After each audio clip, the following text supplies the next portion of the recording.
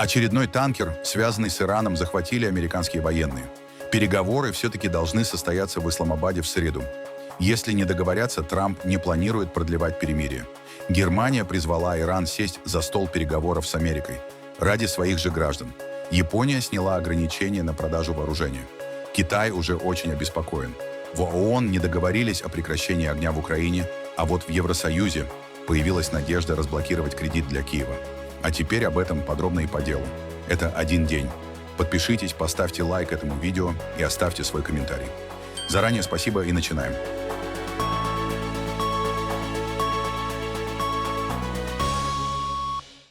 Сегодня ночью вооруженные силы США провели морскую операцию в зоне ответственности Индо-Тихоокеанского командования. По официальным данным, американские военные без происшествий поднялись на борт танкера «Тифани», который, как утверждается, не имеет государственной принадлежности и находится под санкциями. Вашингтон заявил, что продолжит международные операции по пресечению незаконных морских перевозок и задержанию судов, которые, по версии США, оказывают поддержку Ирану. В американском ведомстве подчеркнули, международные воды не должны становиться убежищем для судов, нарушающих санкционный режим. О дальнейшей судьбе танкера и его экипажа пока не сообщается. Исламабад вновь становится центром мировой дипломатии. По данным агентства Associated Press, Соединенные Штаты и Иран подают сигналы о готовности провести новый раунд переговоров о прекращении огня. Встреча может состояться уже в среду на фоне истекающего двухнедельного перемирия. Пакистанские посредники, как сообщают источники, получили подтверждение. Главные переговорщики прибудут в Исламабад утром. Официально эта информация пока не подтверждена. В столице Пакистана уже усилены меры безопасности. В особо охраняемой красной зоне выставлены дополнительные посты полиции и рейнджеров. Усиленный контроль введен на дорогах, ведущих к гостинице «Сирена», где ранее уже проходил первый раунд переговоров. Тогда стороны не смогли достичь соглашения. Вашингтон заявляет об уверенности, что новый диалог состоится. В то же время высокопоставленный представитель Ирана сообщил, Тегеран еще рассматривает возможность участия. Это означает, что окончательное решение пока не принято. Президент США Дональд Трамп при этом охладил ожидания. В интервью агентству Bloomberg он заявил, что крайне маловероятно продлит перемирие, срок которого истекает в среду. При этом во вторник он у себя на страничке в True Social обвинил Иран в многочисленных нарушениях соглашения о прекращении огня. По данным источников, США стремятся добиться соглашения, которое предотвратит новый скачок цен на нефть и потрясения на мировых рынках. При этом Вашингтон настаивает, Иран не должен получить возможности для создания ядерного оружия. Тегеран, в свою очередь, рассчитывает использовать контроль над Ормузским проливом как рычаг давления, чтобы добиться смягчения санкций и избежать возобновления войны без ограничений своей ядерной программы. По словам источников, вовлеченных в переговоры, шансы на возобновление диалога в среду сохраняются. Более того, Дональд Трамп может принять участие в подписании возможного соглашения, лично или по видеосвязи. Дональд Трамп вновь заявил о полном уничтожении ядерных объектов Ирана после операции «Полуночный молот». При этом переговоры между Вашингтоном и Тегераном остаются под вопросом. Операция «Полуночный молот» стала полным и окончательным уничтожением объектов ядерной пыли в Иране. Поэтому восстановление этих объектов будет долгим и трудным процессом. Лживый телеканал CNN и другие коррумпированные медиасети и платформы не хотят отдать должное нашим великим летчикам. Они всегда пытаются унизить и принизить их неудачники. Иран отверг возможность переговоров с Соединенными Штатами Америки. Под давлением об этом заявил главный переговорщик Тегерана и спикер парламента Мохаммад Багер Галибаф. По его словам, администрация президента Дональда Трампа пытается навязать условия, неприемлемые для иранской стороны. Дональд Трамп, введя блокаду и нарушив перемирие, хочет, по своему мнению, превратить этот стол переговоров в стол капитуляции или оправдать возобновление военной агрессии. Мы не принимаем переговоры под тенью угроз, и за последние 2 недели мы подготовились раскрыть новые козыри на поле боя. Германия призвала Иран срочно начать переговоры с США. Глава МИД Йохан Вадефуль заявил, что Тегерану следует принять предложение Вашингтона ради собственного народа. По его словам, американский вице-президент готов прибыть в Исламабад для мирных переговоров.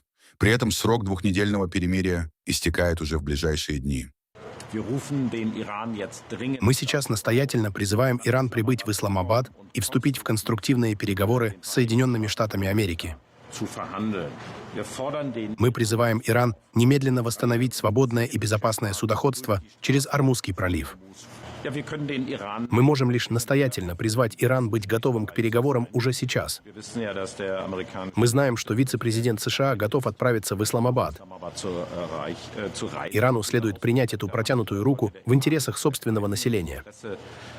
В Вашингтоне десятки ветеранов США и родственников военнослужащих провели акцию против войны с Ираном в здании Конгресса. Участники сложили американский флаг, выстроились в шеренгу и требовали от законодателей остановить конфликт. Полиция Капитолия приказала разойтись, после чего более 60 человек были задержаны. Протестующие заявили, что опасаются повторения сценариев Ирака и Афганистана. Лично я здесь ради моих сыновей. Как ветеран я знаю, какой вред войны наносит гражданскому населению, но также и нашим солдатам. Я говорю о гибели людей, о ранениях и судьбах, измененных навсегда. Я говорю о посттравматическом стрессовом расстройстве и моральной травме, и именно поэтому я сегодня здесь. Моим сыновьям 11 и 13 лет, но мы все знаем по Ираку и Афганистану. Война, которая длится месяц, превращается в 6 месяцев, затем в 6 лет, а потом в десятилетие. Я вижу, к чему все идет. Мы слышим те же обещания, те же оправдания и доводы, что звучали перед войной в Ираке, и они постоянно меняются, чтобы оправдать наше присутствие на Ближнем Востоке.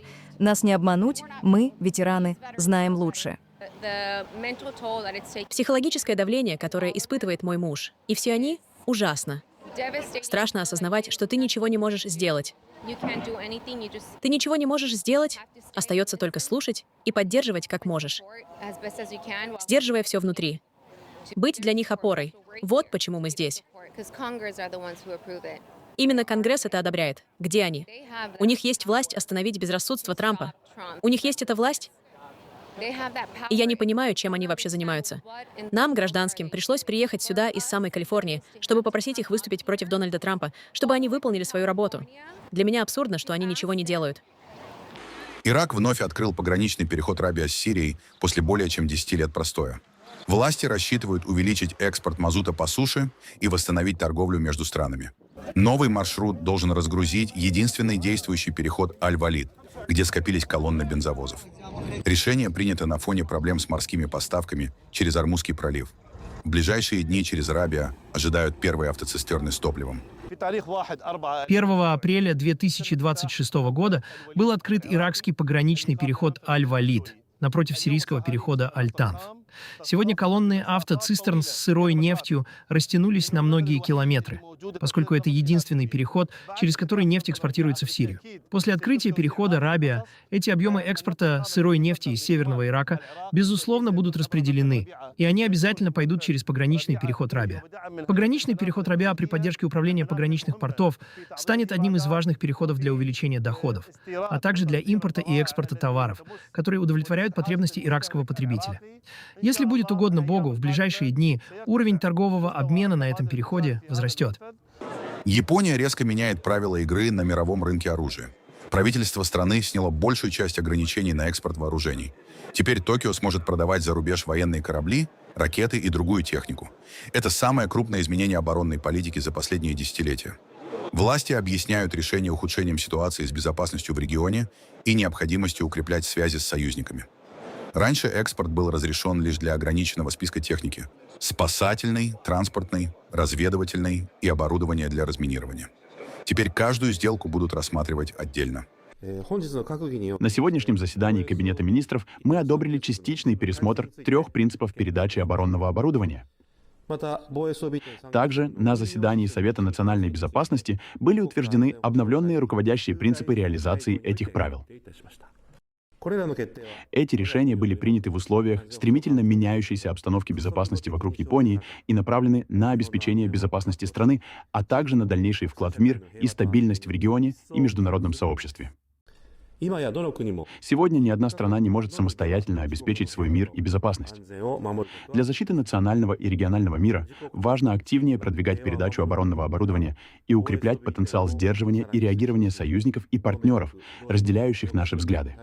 Правительство продолжит придерживаться основополагающих принципов мирного государства, которые мы выстраивали более 80 лет после окончания Второй мировой войны. В частности, по вопросам вооружений в рамках закона о силах, самообороны, каждый случай будет проходить еще более строгую проверку.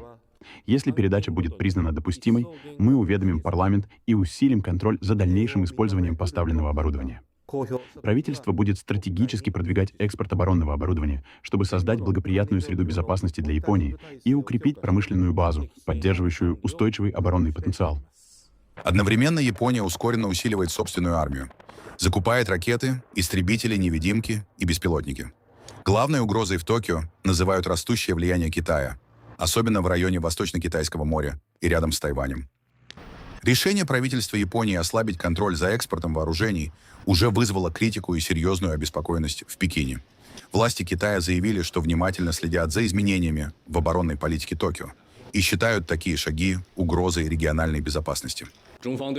Китай серьезно обеспокоен этим вопросом. В прошлом японский милитаризм вел агрессивную экспансию, совершив чудовищные преступления против Китая и его азиатских соседей.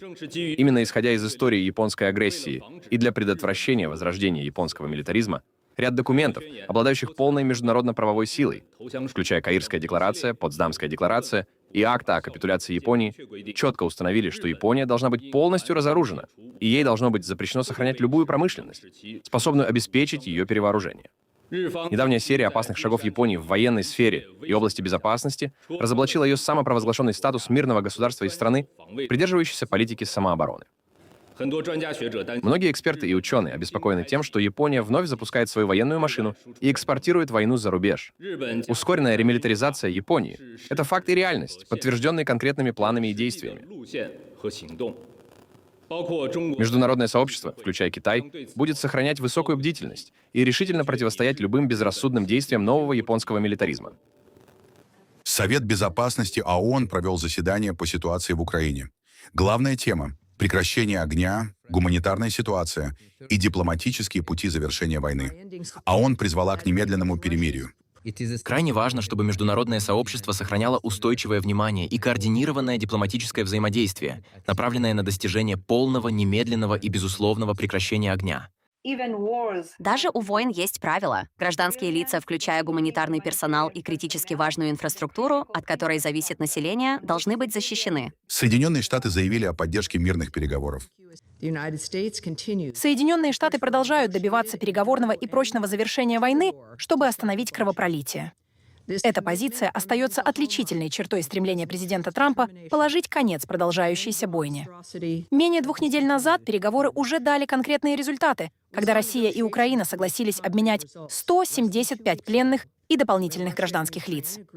США поддерживают эти и предыдущие обмены как шаг к устойчивому миру. В качестве следующего шага Соединенные Штаты призывают Россию вернуть всех украинских детей, незаконно депортированных в Россию, а также тех, кто был насильно перемещен на оккупированных территориях Украины. В поддержку этих усилий США выделит $25 миллионов на программу содействия возвращению украинских детей, насильственно перемещенных или депортированных в Россию, либо на контролируемой Россией территории. США остаются привержены безопасному возвращению этих детей. Мы также продолжаем поддерживать усилия президента Трампа по достижению прочного мира и участие США в Фонде реконструкционных инвестиций США-Украина. Россия и Украина выступили с взаимными обвинениями. В итоге никаких конкретных решений принято не было. Не можем не прокомментировать обвинения в наш адрес в отношении нарушений, объявленного президентом России перемирия по случаю Пасхи. Надеемся, что эта мера все же позволила большому количеству православных людей в спокойной обстановке отметить великий праздник. Киев, разумеется, немедленно бросился обвинять Россию в нарушениях перемирия. Однако российской стороной было зафиксировано не менее 6,5 тысяч нарушений перемирия со стороны украинских вооруженных сил. И это всего лишь за 32 часа его действия, причем ВСУ обстреливали и гражданские объекты. Среди мирных жителей есть погибшие и раненые. Подчеркнем, что эта мера не может никоим образом рассматриваться как пролог к длительному прекращению огня. Россия выступает за достижение долгосрочного и всеобъемлющего регулирования с устранением всех коренных причин конфликта. Здесь не может и не должно быть никаких подмен, паллиативов или заблуждений. Зеленский же и большинство европейских лидеров стремятся не к миру, а к продолжению войны. И это главная причина, по которой украинский кризис до сих пор не урегулирован. И хотя европейские делегации сегодня на камеру льют крокодиловые слезы о многочисленных бедах и испытаниях, выпавших на долю украинского народа, на самом деле его судьба их нисколько не забудет. Мы призываем наших американских партнеров не ослаблять, а усиливать санкционный режим против российского энергетического экспорта. Недавнее исключение, как ожидается, принесет России около 10 миллиардов долларов дополнительных нефтяных доходов только в апреле. Эти средства будут направлены на финансирование войны и производство сотен тысяч дронов «Шахед». Мы также призываем европейских союзников решительно покончить с позорной практикой российского теневого флота, который поддерживает экспорт энергоресурсов. Если бы Путин действительно был серьезен в отношении пасхального перемирия, он бы не блокировал новую резолюцию о немедленном и безусловном прекращении огня и обмене военнопленными по принципу «всех на всех». Эта резолюция должна стать действенным инструментом давления, включая целевые санкции. Глава евродипломатии Кая Каллас заявила, что Евросоюз ожидает положительных решений по выделению Украине кредита на 90 миллиардов евро. По ее словам, эти средства крайне необходимы Киеву и станут сигналом того, что Россия не сможет переждать Украину. Сначала мы, конечно, обсудим войну в Украине и ожидаем некоторых положительных решений завтра по кредиту в 90 миллиардов евро. Украине действительно нужен этот кредит, и это также знак того, что Россия не сможет переждать Украину. Это чрезвычайно важно в данный момент. В Черном море у порта Туапсе зафиксировано крупное нефтяное загрязнение площадью около 10 тысяч квадратных метров. По данным местных властей, разлив произошел после серии ударов беспилотников по портовой инфраструктуре. На месте выставлены боновые заграждения. Работают суда, нефтесборщики. Пожар на терминале продолжается уже несколько дней. Первая атака произошла 16 апреля. Повторная – в ночь на 20-е. Туапсе – один из ключевых российских экспортных узлов на Черном море. Через порт отгружаются нефтепродукты, включая мазут, дизель и нафту. А рядом расположен крупный нефтеперерабатывающий завод «Роснефти» мощностью до 12 миллионов тонн переработки в год. На фоне пожара жители сообщают о следах нефтепродуктов после дождя. Официально власти заявляют, что превышение вредных веществ в воздухе не выявлено. Россия и Северная Корея завершили строительство первого автомобильного моста между двумя странами. Переправа через реку Туманную соединила российский Приморский край и территорию КНДР. На церемонии открытия присутствовали официальные делегации двух государств. Представители сторон символически соединили части моста и обменялись рукопожатиями. По данным российских властей, движение автомобилей по мосту планируют запустить в июне этого года. Строительство началось весной 2025 года. Проект курировал премьер-министр России Михаил Мишустин. Новый мост должен расширить транспортное сообщение и торговые связи между Москвой и Пхеньяном. Во вторник Дональд Трамп примет участие во всенациональной акции «Америка читает Библию». Из овального кабинета он в прямом эфире прочитает отрывок из Ветхого Завета.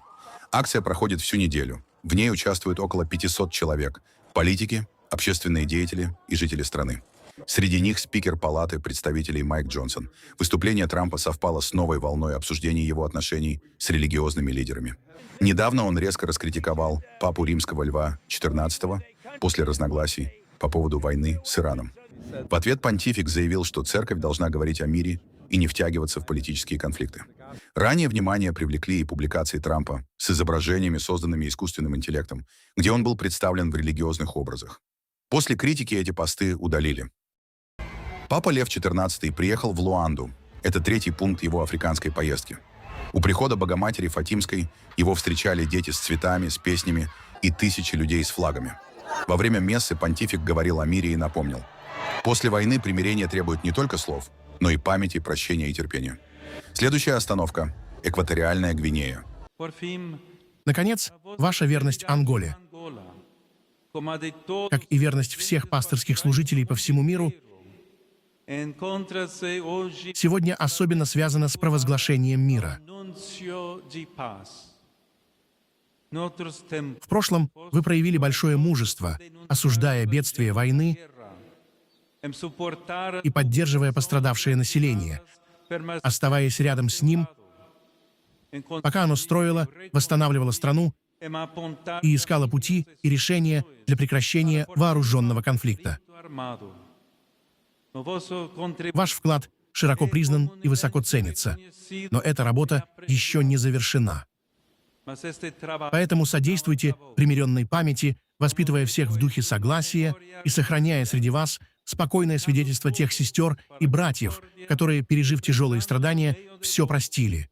Радуйтесь вместе с ними. Празднуйте мир. В США запустили систему компенсации импортерам средств, переплаченных по тарифам, введенным администрацией Дональда Трампа в 2025 году. Речь идет о пошлинах, которые позднее были признаны незаконными федеральными судами. По оценке Reuters, общий объем возвратов может составить около 166 миллиардов долларов. Новая электронная система получила название CAPE. Через нее компании смогут подавать заявки на возврат средств, уплаченных при ввозе товаров. Как сообщается, запуск платформы состоялся 20 апреля 2026 года. Ожидается, что обработка заявок и перечисление средств займут от 60 до 90 дней после подачи документов. По данным Reuters, программа охватывает около 330 тысяч импортеров и примерно 53 миллиона поставок, по которым ранее были начислены спорные пошлины. Основанием для запуска механизма возврата стали решения американских судов. В феврале 2026 года Верховный суд США постановил, что часть тарифов, введенных с использованием закона REPA, была введена с превышением президентских полномочий. После этого последовали дополнительные судебные решения, обязывающие правительство урегулировать вопрос компенсации импортерам. Эксперты отмечают, что добровольный механизм возврата средств позволит государству избежать длительных судебных процессов и дополнительных расходов, связанных с исками бизнеса. После февральского решения суда тысячи компаний начали готовить отдельные претензии к федеральным властям.